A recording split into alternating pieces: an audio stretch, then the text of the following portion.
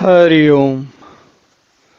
हमने पिछले सत्र में देखा कि अरण्य कांड में भगवान राम ने लक्ष्मण को कुछ बहुत ही अच्छी अच्छी बातें बताई, वेदांत की या भगवान के बारे में, परमात्मा को जानने के बारे में, जो हमारे बहुत ही अधिक काम आती हैं। जैसे देखिए, ये पीछे जो उन्होंने बताया ना, तो प्रभु के दर्शन से कैसी अनुभूति होती है, किस प्रकार से व्यक्ति को अच्छा लगता है और कैसे कैसे वो किस प्रकार से वो साधना की जाती है, उसके बारे में। अब स्वाभाविक है, वन में रह रहे हैं तो वन में समय आता है तो भगवान राम और लक्ष्मण की जो बातचीत होती है उसका ये एक छोटी सी झलकी है। हमें ये ध्यान देना है कि देखिए, तुलसी ने रामचरितमानस या महर्षि वाल्मीकि ने रामायण किस लिए लिखी है? मनोरंजक कहानी, कथा तो है ही, लेकिन इसके पीछे जो विशेष उद्देश्य है वो ये है कि सामान्य मनुष्य को, हमको, सबको, हमें इस कथा में पहले कथा का आनंद लेने के लिए प्रेरित करें, और जब कथा का आनंद लेते लेते थोड़ा समय बदल जाए तब हमारा ध्यान उस बात पर जाए जो वास्तव में कवि कहना चाहते हैं, चाहे वो वाल्मीकि हो या फिर वो तुलसी हो। तो इस बारे में थोड़ी बात हुई अब, लेकिन कथा जो है पुनः मनोरंजक कहिए या यूं कहिए रोचक मोड़ लेती है, और यहाँ से वो बात आरंभ होती है जबकि भगवान राम लक्ष्मण का राक्षसों से युद्ध होता है, उसकी तैयारी, उसकी भूमिका बन रही है। और ये भूमिका ऐसा नहीं है कि 14 वर्ष के लिए गए तो अगले साल बन गई है, ये आखिरी वर्ष में बनी है। तो इतने समय तक का समय, जैसे आज का हमने पिक्चर में देखते हैं ना, हिंदी फिल्मों में देखते हैं कि पहले नायक छोटा सा बच्चा होता है, फिर एकदम से फास्ट फॉरवर्ड हो जाता है और वो बड़ा हो जाता है, फिर बड़े होकर उसकी कहानी चलने लगती है। तो इसी प्रकार अरण्य कांड में कहानी एकदम से फास्ट फॉरवर्ड हो जाती है, एकदम आगे बढ़ जाती है। क्या हो जाती है कि भगवान राम लक्ष्मण जो कुछ वहाँ जब उनका समय बीता वो बीता, लेकिन अब ये आखिरी चरण में, आखिरी वर्ष में पहुंच जाती है। और तो कथा क्या चलती है, तो हम सभी जानते हैं कि अब शूर्पणखा को आना है। कैसे, देखिए क्या कहते हैं वचन, पहले हम इसको जरा ये आखिरी बात को, पिछली बात को पूरी कर लें, फिर आगे बढ़ते हैं। तो भगवान कहते हैं, वचन कर्म मन मोर गति, भजन करहूं ने काम, तिनके हृदय कमल महू, करहूं सदा विश्राम। जिनके कर्म वचन और मन से मेरी ही गति, जो कर्म में, वचन में, सोच बोलने में और मन से हर प्रकार से मुझ में लगे हुए, किस में लगे हैं? भगवान में रमे हुए। रम्यते इति रामा, राइट? तो भगवान में जो रमे हुए हैं उनकी बात हो रही है। तो कहते हैं, जिनकी कर्म वचन और मन से मेरी ही गति है, जो निष्काम भाव से मेरा भजन करते हैं, उनके हृदय कमल में मैं सदा विश्राम करता हूँ। उनके हृदय कमल में, मतलब कि उनके हृदय की अनुभूतियों में, हृदय में मेरी अनुभूति उन्हें सदैव होती रहती है। और भगति जोग सुनयाति सुख पावा, लक्ष्मण प्रभु चरणन सिर नावा, ए विधि गए कछुक दिन बीती, कहत विराग ज्ञान गुण नीति। तो इस प्रकार उन लोगों की आपस में बातें होती रही और कुछ दिन बीत गए। तो ये कुछ दिन जो है ये वही है जो अधिकांश समय अरण्य कांड में भगवान राम और सीता जी और लक्ष्मण जी का बीता है। आगे कहते हैं, अब कथा को आगे बढ़ाते हैं तुलसी। सूपनखा रावण कै बहिनी, दुष्ट हृदय दारुण जिस अहिनी, पंचवटी सो गई एक बारा, देख बिकल भई जुगल कुमारा। अब यहाँ से जो कथा जब जो मोड़ लेती है, जो बात बदलती है, उसमें जो परिवर्तन आता है, उसमें क्या आ रहा है? तो अब हमें थोड़ा देखना पड़ेगा कि राक्षस हम जिनको कहते हैं वो लोग कैसे होते हैं, उनके क्या, उनके विचार, सोच विचार, उनके जीवन का ध्येय, उनके जीवन की जो स्थितियां, जो काम करते हैं वो कैसे होते हैं। तो इस बात को समझने के लिए हम, जैसे अपने मनुष्यों में भी ऐसे लोग दिखेंगे जो लगभग इसी प्रकार का के काम करते हैं। क्या कहते हैं?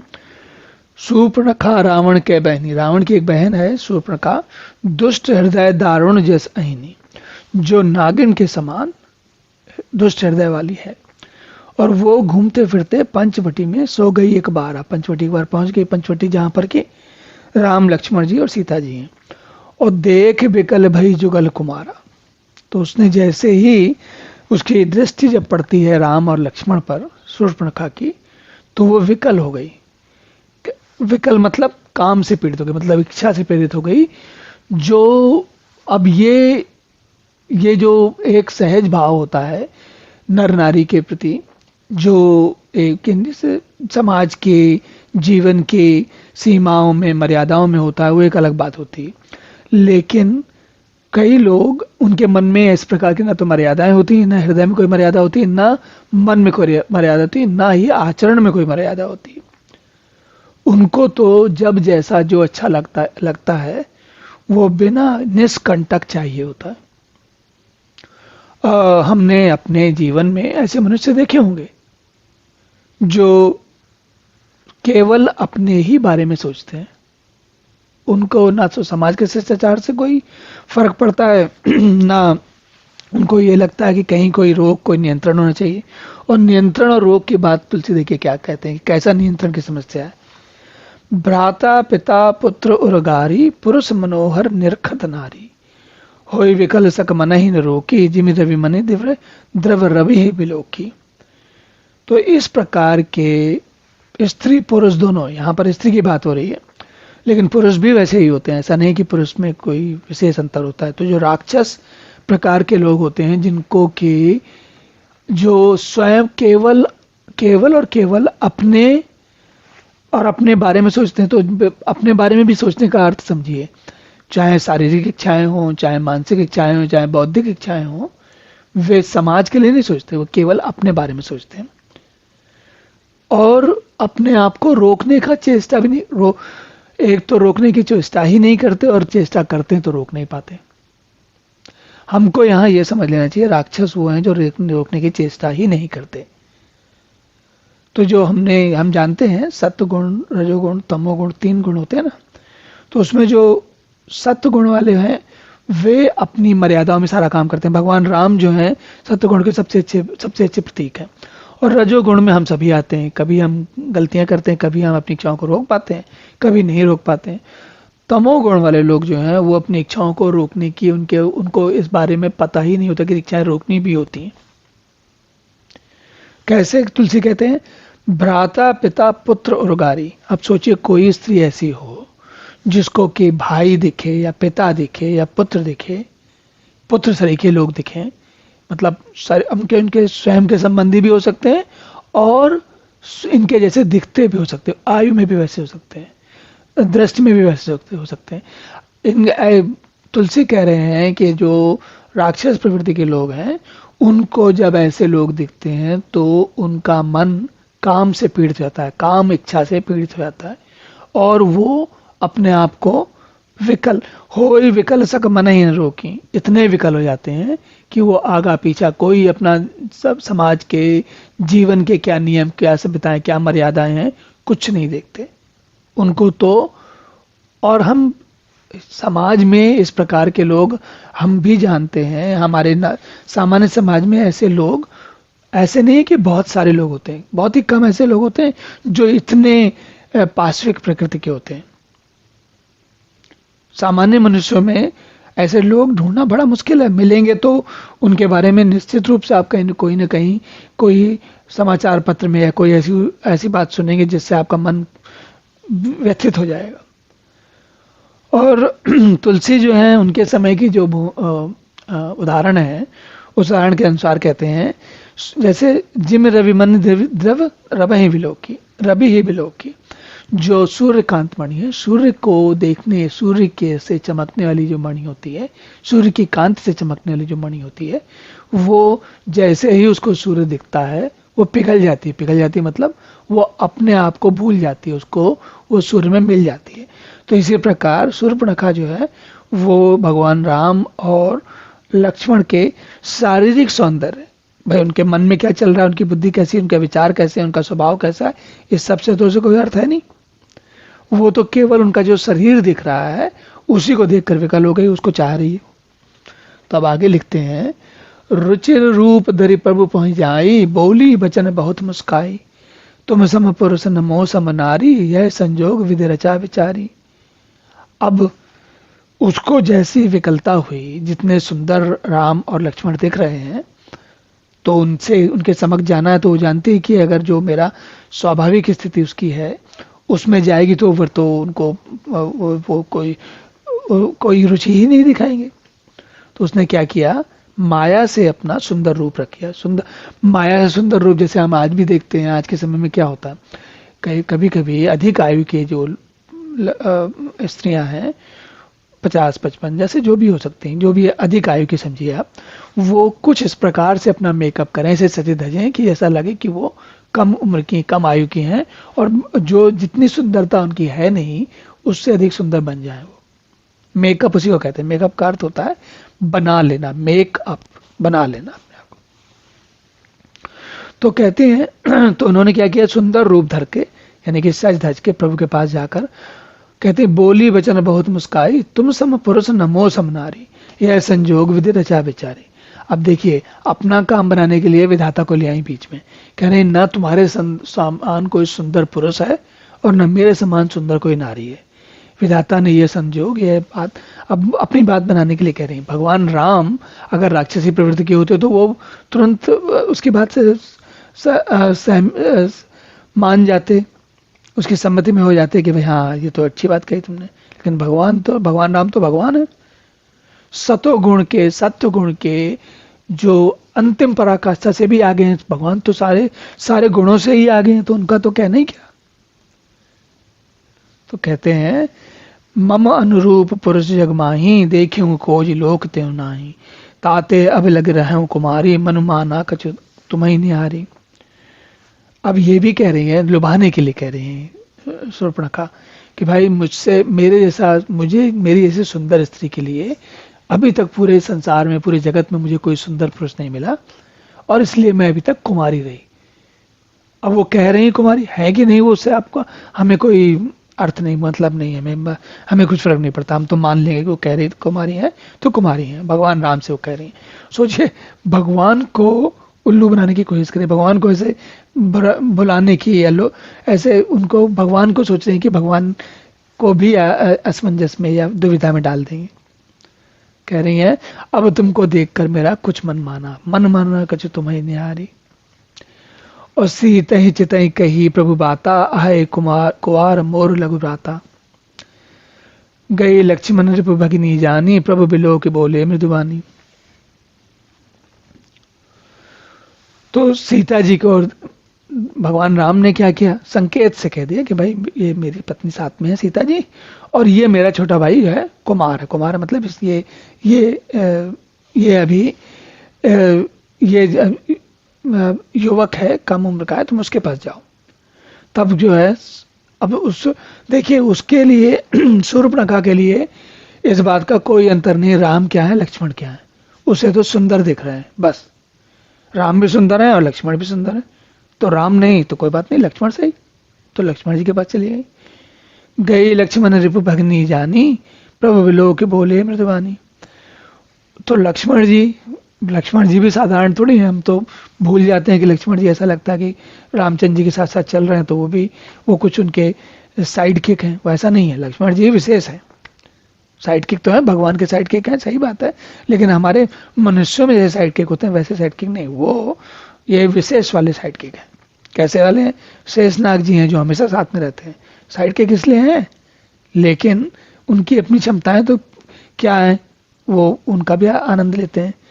तो लक्ष्मण जी ने शूर्पणखा को शत्रु की बहन समझा और प्रभु की देवर देखकर उससे कोमल वाणी से बोले, बड़े प्यार से कहते हैं, ऐसा नहीं है कि कोई झगड़ा करके या बदतमीजी से कह रहे हो या शोभनीय तरीके से कोई बात कह रहे हो, ऐसी कोई बात नहीं। सुंदर सुन मैं उनकर दासा, पराधीन नहीं तोर सुपासा, प्रभु समर्थ कौशलपुर राजा, जो कुछ करें उन्हें सब छाजा। तो लक्ष्मण जी क्या कहते हैं भाई हे सुंदरी, मैं तो उनका दास हूं, मैं इनका रामचंद्र जी का दास हूं, मैं पराधीन हूं, ये तो जो कुछ वो कहेंगे मैं वही करूंगा। उनका अगर मैं पराधीन हूं, तुम मेरे साथ रहोगी अगर, तो क्या होगा, तुम भी सेविका बन जाओगी। तो तुम तो बड़ी सुंदर हो और समर्थ हो, तुम्हें सेविका बनना तुम्हारे लिए तो कुछ काम का है नहीं, तुम्हें कोई सुविधा नहीं होगा, सुख नहीं होगा। प्रभु समर्थ है, प्रभु तो विशेष है, प्रभु के पास सब कुछ है, कौशलपुर के राजा हैं, वो जो चाहें वो करें, उन्हें सब अच्छा लगता है। जो कुछ करें उन्हें सब छा वो जो कुछ भी करते हैं वो सब उनके ऊपर अच्छा लगता है। मैं तो दास हूँ, मैं सेवक हूँ, मुझे तो मेरे साथ रह के तुम सुख नहीं पाओगे। और सेवक सुख चाहे मान भिखारी, व्यसनी धन गति विचारी, लोभी जस चाहे चार गुमानी, नब दुही दूध चाहते ए प्राणी। तो अब लक्ष्मण जी कहते हैं सेवक की स्थिति क्या होती है, दास या सेवक की स्थिति क्या होती, क्या होता है। सेवक सुख चाहे, भिखारी सम्मान चाहे, व्यसनी धन और व्यभिचारी शुभ गति चाहे, लोभी यश चाहे, लोभी जस चाहे चाहे चार गुमानी, और अभिमानी चारों फल मतलब अर्थ धर्म काम मोक्ष चाहे। तो ये सब कुछ संभव नहीं है। क्यों संभव नहीं है?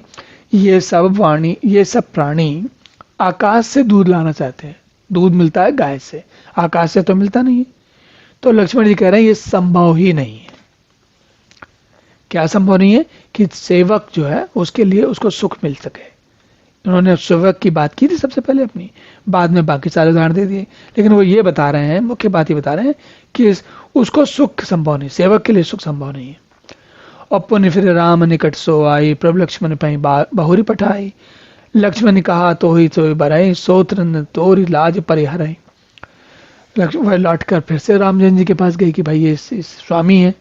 तो लक्ष्मण जी ने फिर से उनको वापस, भगवान राम ने उनको शूर्पणखा को फिर से लक्ष्मण के पास वापस भेज दिया।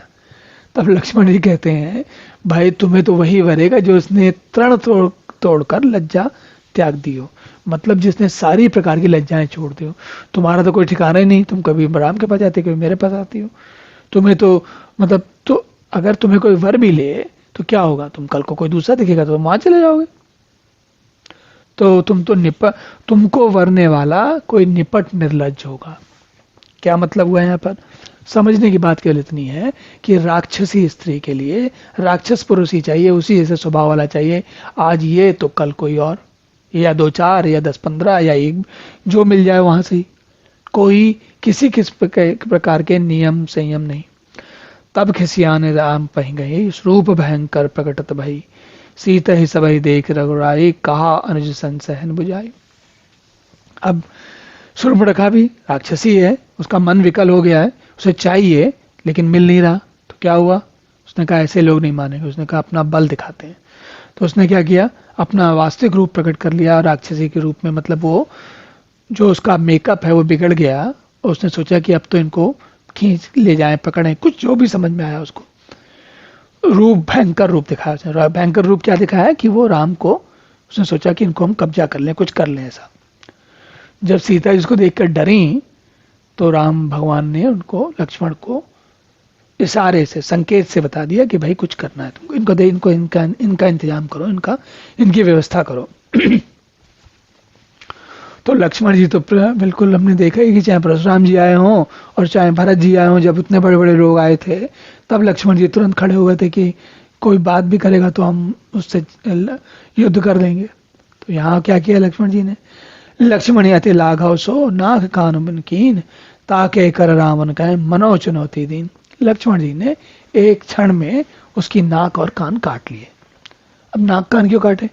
सुंदर व्यक्ति के लिए, सुंदर स्त्री के लिए, सुंदर व्यक्ति के लिए भी सबसे अधिक सुंदरता किस बात की होती है? हम लोग कहते हैं ना उसकी नाक कान आंख सब कैसे अच्छे दिख रहे हैं, त्वचा कितनी सुंदर है, कितनी चिकनी है, इस प्रकार की बातें करते हैं। उसमें से नाक और कान काट लिए तो अब सुंदरता तो रही नहीं। मतलब राक्षसी को, एक तो वैसे ही वो स्वभाव से राक्षसी है, उसने थोड़ी देर के लिए मेकअप किया था। अब जो वो गुस्से में जबरदस्ती कुछ करना चाह रही है तो मेकअप तो उसका वैसे ही चला गया। अब वो सुंदर तो दिखनी वैसे ही बंद हो गई है, और ऊपर से लक्ष्मण जी ने उसके नाक कान काट लिए। तो क्या हुआ, जहां कहा वो माया से सुंदरता की पराकाष्ठा बनी थी, अब वो उसी माया, दूसरी माया से माया से मतलब क्या, उसकी माया जब हट गई तो लक्ष्मण जी ने माया को हटा के एक काम और कर दिया कि उसके नाक कान काट दिए। मतलब उसे ठीक से असुंदर कर दिया। तो ये, अब हम यहीं रुकते हैं, लेकिन जो यहाँ ध्यान रखने की बात यह है कि जब व्यक्ति नियम संयम मर्यादा में नहीं रहता, राक्षसी प्रवृत्ति मतलब राक्षस क्यों कहलाते हैं? क्योंकि वो केवल अपनी रक्षा या केवल अपने बारे में सोचते हैं। शूर्पणखा को ये सब कुछ करना ही नहीं चाहिए था, लेकिन वो तो, उसे तो सुंदर पुरुष राम लक्ष्मण दिख गए तो बस। तो उसने जो, राक्षसी ने जो गलत काम किया उसका क्या हुआ, उसको उसका फल मिला। और ये जो बात शूर्पणखा पर लगती है वही संसार के हर प्राणी पर लगती है। इसलिए सभ्य सज्जन व्यक्ति लोगों को सोच समझकर सारे काम करना चाहिए। तो चलिए अब यहीं विश्राम करते हैं, अगले सत्र में पुनः मिलेंगे, तब तक के लिए हरि ओम।